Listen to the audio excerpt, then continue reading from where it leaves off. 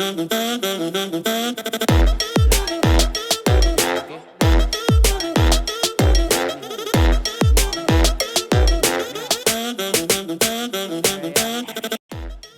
to Red's Business and Technology Podcast. I'm your host, Nigel Heyn, and today I've got a really special guest, David Blanch from Bitpool. Welcome, Dave. Thanks, Nigel. Dave, let's begin by, for the viewers and listeners, give us a bit of background about, where you came from and, what you're doing today with Bitpool. But, the history of, what brought Dave to be, the CTO and everything you've done before. Yeah, look, probably 20 years mucking around in buildings, pulling data out of different systems. I come from a software development background and building automation background. Like I said, I've been in the industry for 20 years now and seen many trends and different changes. Inevitably, what led me to Bitpool and building a product like Bitpool was watching customers constantly struggle to access their building data and gain value from that. So that's what we look to do at Bitpool, which is literally connect our customers with their building data so they can change the way their properties are managed. And in terms of what brought you there, Dave, maybe can you share a bit of a backstory? Because I obviously know the HVAC industry and all that. People don't really understand that, but can you just maybe simplify it a little bit for those listeners that don't understand the building industry? Predominant energy consumers within a building is the HVAC and mechanical system. They have a building automation system which controls the function of everything mechanical within the property. Sometimes they can do lighting and other things. So my background is in programming those systems. And in the very early days, a lot of those systems were predominantly responsible for the majority of the critical systems within the building. As the industry's progressed, those systems have become separated and siloed. So now the building automation system isn't necessarily always the most predominant digital system within the building. But as I progressed through my career, there was obviously a desire for customers to connect and converge these different systems together. And that's where we moved into the integrated building space as a master system integrator, which just corely focuses on connecting building services together and extracting data for analytics and visualization and reporting and things like that. Oh, fantastic. Yeah. What is the value pitch for Bitpool? Like, if you were to summarise that for people that don't know much about the prop tech? Yeah, interesting. That's a good, tough question. Essentially, the core value is connecting our customers with their building data that they already have vast amounts of and making that simple to create value from. 90% of customers will have this wealth of data already in their custody, in their buildings or in file systems within, SharePoint and things like that. Bitpool makes it simple to access and converge that data and give them operational insights to their facility. So literally tell them how things are working within that facility. And if you scale that to a portfolio, we give them the ability to benchmark individual properties against each other for those operational insights. The predominant issue for property owners is actually just visibility. If you think of a 30-story commercial office tower and then you times that by 150 of them, it's very hard to get visibility into how that property is operating, how service providers are maintaining equipment. So that's what Bitpool does. It trawls through all of that data and provides those operational insights very simply for the customer. And I can imagine, Dave, people don't appreciate how important this is, right? So, as a tenant, right, you want to give your staff and your employees and your team, such a wonderful experience. But at the same time, people don't appreciate that, buildings consume so much power, You can easily disrupt someone by having, the elevators not work, the HVAC not working, the power going on and off, no business building will operate. So I think, correct me if I'm wrong, Bitpool is really that secret sauce that every asset owner needs to leverage that helps digitize a legacy building into, a modern building that is meaningful for a tenant. Is that a fair call? Yeah, that's fair. I mean, what Bitpool actually does is enhances what they already have. So if you've got an existing building with these digital systems installed, we can breathe new life into even a 15 and 20-year-old system as well. Once again, going back to the fundamentals, it's firstly you have to have visibility. You spoke about the tenant experience, and that's really key. Buildings are extremely complex. They're an engineering marvel in their own right. And if you look at when a building's constructed, you have vast amounts of highly technical expertise building those buildings that then leave. Once that building's built and handed over to the customer, they leave. And then the customer's left to operate and manage that property moving forward with all of those technical engineering systems that are in there. So not having a platform that can give you some form of visibility into what's happening. And the really key part is to make it simple for people, because we also have a lot of challenges with diminishing skill sets within our industry. It's actually making that simple for people to use and get value from. Just on that, legacy buildings, legacy systems, I remember back in my day, hidden in cabinets and closets trying to set up, data centers and all of that. Like, how do you handle those disparate legacy systems in your industry? Interestingly, as an industry, I think we don't handle them overly well. I mean, think about within a building, you may have 20 different digital services, so between lifts and fire and the building automation system, lighting control systems. They're often on siloed networks, so a lot of customers will look to modernize their buildings and converge them onto a single network. When you're converging those systems, you have a lot of challenges with bringing everything into the one network layer. And then you have challenges around data extraction from proprietary systems, which is something that we've built a lot of IP around in getting data out of proprietary systems, but also open systems. So Bitpool effectively is like that agnostic interconnect to all of the disparate systems. And then I guess that also opens a bit of a can of worms when it comes to security and hackers into buildings. Can you talk a bit about that, Dave? Yeah, sure. I mean, I think what you find with buildings is our industry struggled to evolve to an extent at the scale and speed that other industries would. So cybersecurity is actually still quite new to the industry. When we talk about our edge device that goes into a property and extracts data, that's all open source technology. So we built the edge device specifically on open source technology, where we use modern security technology to secure the devices for remote access and just literally how they operate.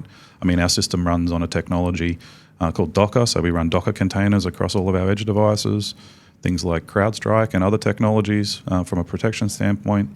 But it's extremely challenging. If you look at most SaaS companies in the built environment, the biggest problem they have is actually getting access to clean and structured data. From a product development perspective, probably 50% of our time is spent on building out the edge layer to get streamlined access to data.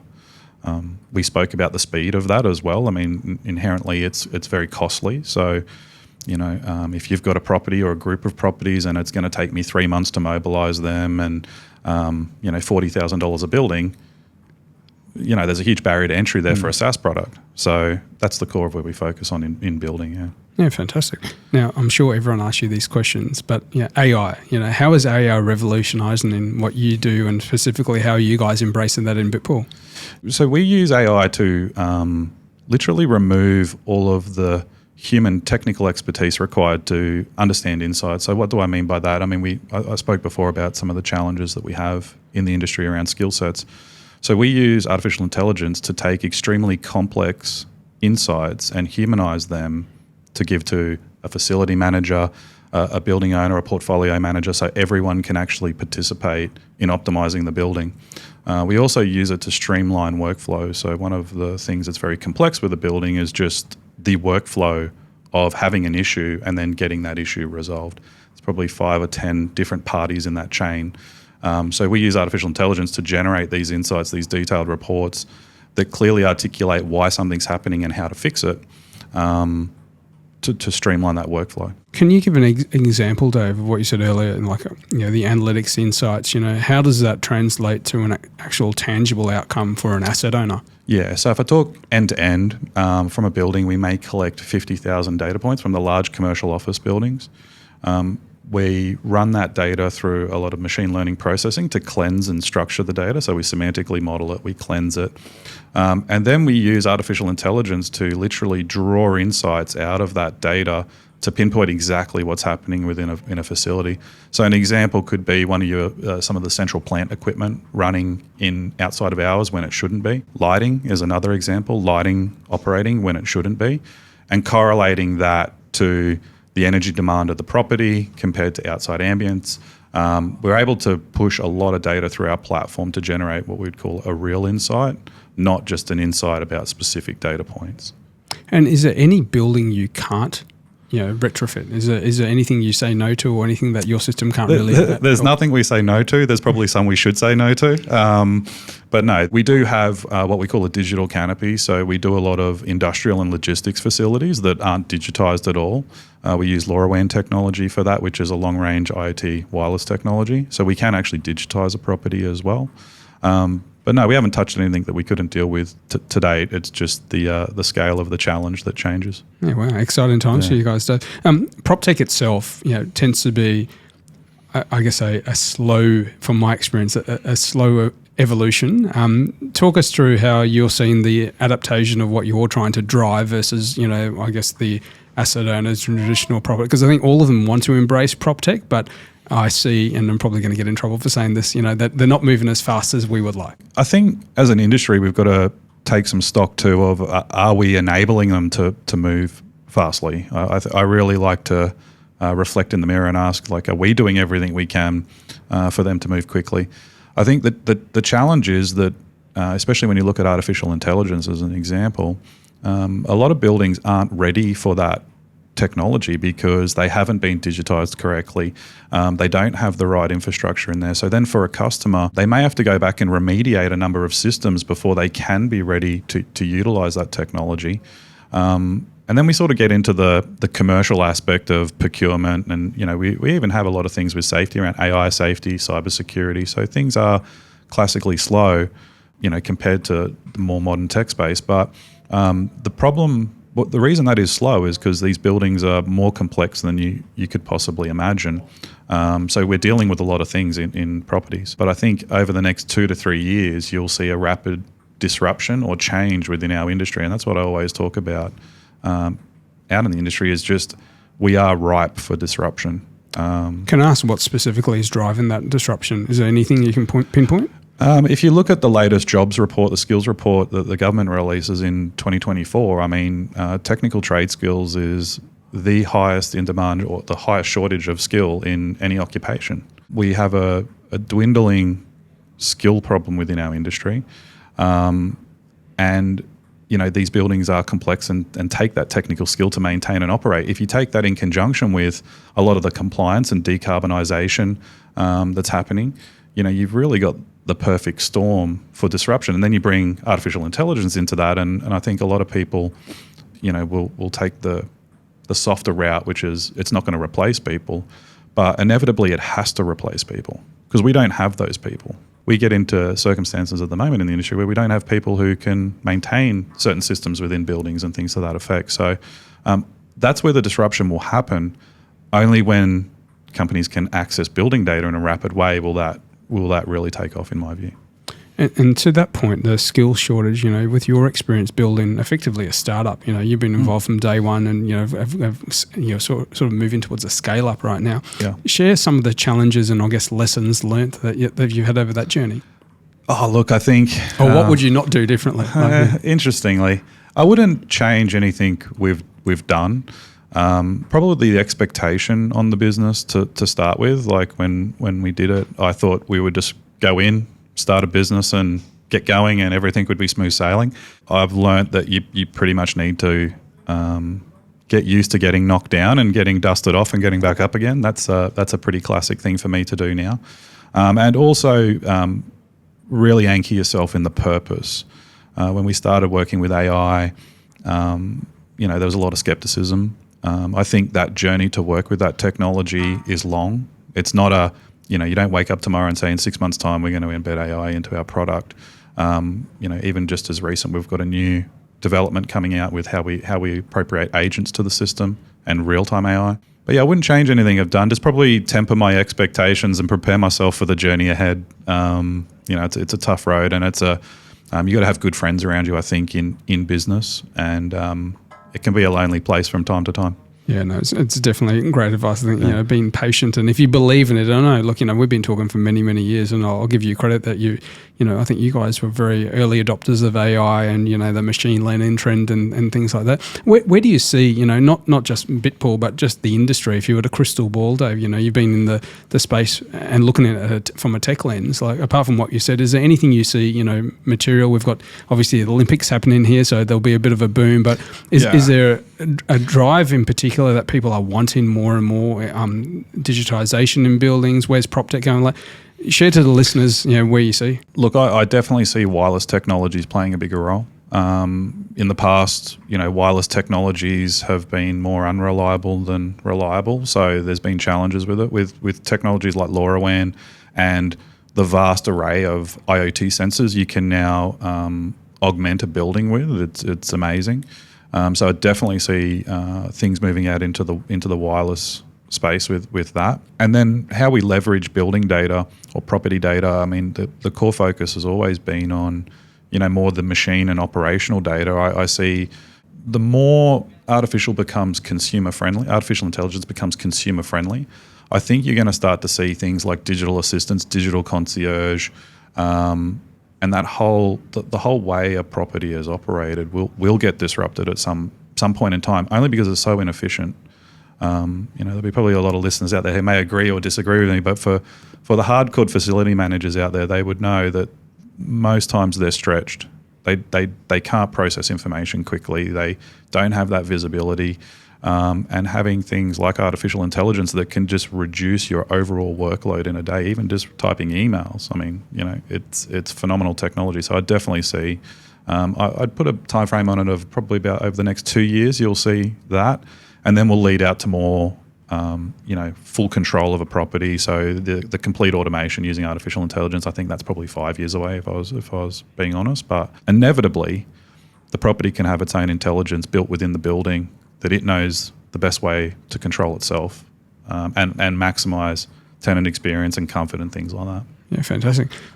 Couple more questions to drill down a little bit more. Yeah. If I'm a tenant and I'm wanting this greater experience, this greater technology, like, how do I, convey it to my landlord or the building owner that I need something like Bitpool? Like, what's the advice you should give one of them? Look, I think you've got to be asking, is my property sustainable? Is it functioning the way it should? This is where I see those last two technologies of disruption. For tenants, it's actually very hard to get access to granular information from a building owner. I mean, they don't particularly want to be sharing too much information, especially around lease conditions and things like that. So if you're a tenant and you can deploy wireless technology at a very low cost, I mean, we're talking about $200 temperature sensors, these smaller digital canopies, you could fit out your office quite simply for probably under $2,000 to $3,000, and then connect to a platform like Bitpool that can generate insights and information out of that data for you to, potentially challenge the building owner on the space that you're occupying. I really do see that wireless technology playing a part in the tenant space because it's very hard. It's not their infrastructure. It's not their building. They're just leasing the space. Even for you at this office, there's only so much you can have access to. So digitizing that yourself at a very low cost will, I think, change the landscape for tenants. And do you see it being driven by the tenant wanting more, or the landlord trying to optimize or the asset owner trying to optimize the commercial rather than a top-down approach? Like, where do you see it going? It's actually equal. Like, if you get really good landlords, like our landlord's very good where we lease from, they're providing us constant reporting and updates of how the property is. It's actually really good. I think it's equal because if you're a large organization, the thing you want to be able to tell your staff is that the place is safe to work in. It is comfortable. The indoor air quality is appropriate for productivity. I mean, even just things like CO2 levels within your space can change the way you make decisions. If you've got high CO2 levels, it inhibits your cognitive functionality. There's a whole heap of things that come from just poor indoor air quality. So, as a business owner, you want to be able to say to your staff that, no, this space is good and productive. And if it's not, you want to be able to go back to the building owner and say, hey, it's not. And here's the data. It's not just an opinion, right? A lot of people will lead with opinion, which then can't be validated. If you have data, it's real. That's really interesting, Dave. Like, in terms of oxygen sensors, for those that don't know, what sort of things can you guys monitor? Classically it is CO2 levels because, that obviously changes, your ability to make clear and sensible decisions. There's things like PM 2.5 and 10, which is particulate matter in the air. So that's sort of the particulate matter, which can cause, sore throat, dry lung, things to that effect, dry eyes as well, or eye irritation. Then you've got temperature and humidity that can impact that as well. So the IEQ sensors that we put into buildings have about 14 different things that they sense. And then we're able to compare that to the ambient. So we actually use open weather for that, where we get all the pollutant information from open weather and compare inside to outside and say, okay, if there's bushfires or something in the area, we could see those pollutants coming in. But when you use artificial intelligence, you could actually do a World Health Organization baseline against your indoor air quality. So you could say, okay, is this place safe to be in? Or when is the most productive time to be in the office? This is another key metric. If you think of indoor air quality plus people counting, I can start to sort of draw some correlations and say, well, when is the most productive time based on the indoor air quality? We could think it might be like 8 until 10, but that might be a high occupancy time period. It might be like 11 till 2. So it's being able to optimize that as well and understand what's happening in the space. Yeah, this is amazing. Like just listening to you is it's made me appreciate that a lot of the things we don't know, and how do you get the best out of a team, right? Your most expensive thing in a business is your talent, right? And you've got to protect them, you've got to harness them.